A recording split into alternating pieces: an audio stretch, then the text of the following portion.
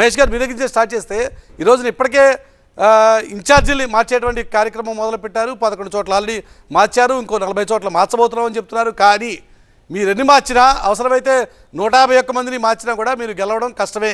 ఇది మీ ప్రత్యర్థి పార్టీ చంద్రబాబు నాయుడు గారి మాట. ఏం చెప్తారు మహేష్ గారు? ఇప్పుడు ఎలక్షన్ అని కాదండి, గత సంవత్సరంన్నర నుంచి జగన్మోహన్ రెడ్డి గారు గడప గడప కార్యక్రమం ఎమ్మెల్యేలకి మొదలుపెట్టారు. అప్పుడే చెప్పారు, ఒక 1.5 ఇయర్ చూస్తాను, గ్రాఫ్ ఎవరికన్నా తగ్గితే సీట్లు మార్చాల్సి వస్తుంది, అలాగని ఎవరిని వదులుకోను, కష్టపడి పార్టీలో ఎవరెవరైతే ఉన్నారో వాళ్ళకు కూడా సముచిత స్థానం కల్పిస్తాను, కొన్ని మార్పులు చేర్పులు అనివార్యం. ఇది ఒక వైఎస్ఆర్ పార్టీలోనే కాదు కదా, అన్ని పార్టీలో ఎంతో కొంత మార్పులు ఉంటాయి. అధికార పార్టీ కాబట్టి మా మీద ఫోకస్ ఎక్కువ ఉంటుంది, ఎందుకంటే సిట్టింగ్ ఎమ్మెల్యేలు ఉంటారు కాబట్టి కొన్ని మార్పులు చేర్పులు హైలైట్ చేసి చూపుతుంటాం. సో ఏది ఏమైనా అవునన్నా కాదన్నా తెలియదేం కాదు, అవునన్నా కాదన్నా 2 తెలుగు రాష్ట్రాలుగా విడిపోయినా కూడా ఇక్కడ రాజకీయాల మీద అక్కడ రాజకీయాల మీద ఇక్కడ ఇప్పటికీ ఇంకా చాలా ఫోకస్ ఉంది.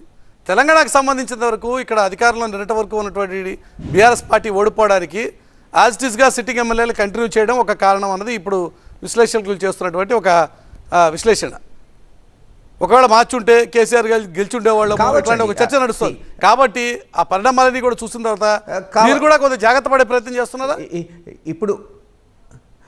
ఇప్పుడు అందుకే చెప్తున్నానండి, బీఆర్ఎస్ ఎందుకు ఓడిపోయింది అనే కారణాల్లో అప్రస్తుతం ఇప్పుడు ఈ డిస్కషన్ అనవసరం.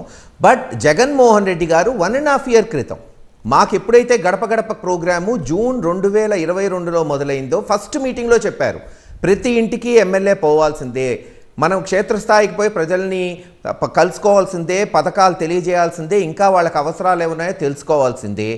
అటువంటి సమయంలో ఆ రోజు నుంచి చెప్తున్నారు, దయచేసి నేను చెప్తున్నాను, ఎమ్మెల్యేల గ్రాఫ్ పెరగాలి, ప్రభుత్వ గ్రాఫు జగన్మోహన్ రెడ్డి గారు గ్రాఫు పదిలంగా ఉంది జనంలో, ఎమ్మెల్యేలు ఎక్కడన్నా చిన్న చిన్న పొరపాట్లుంటే సరి చేసుకోండి, యాంపుల్ టైం ఉంది, సంవత్సరంన్నర అని చెప్పారు.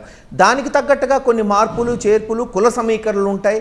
సో వీటన్నిటినీ బేరీ చేసుకొని జగన్మోహన్ రెడ్డి గారు మారుస్తున్నారు తప్పితే ఇదేం పెద్ద మనం అంటే యాంటీ ఇన్కంబెన్సీ నుంచి బయటపడడం కోసం, ప్రభుత్వ వ్యతిరేకత నుంచి బయటపడడం కోసం కాదా ఈ మార్పులు?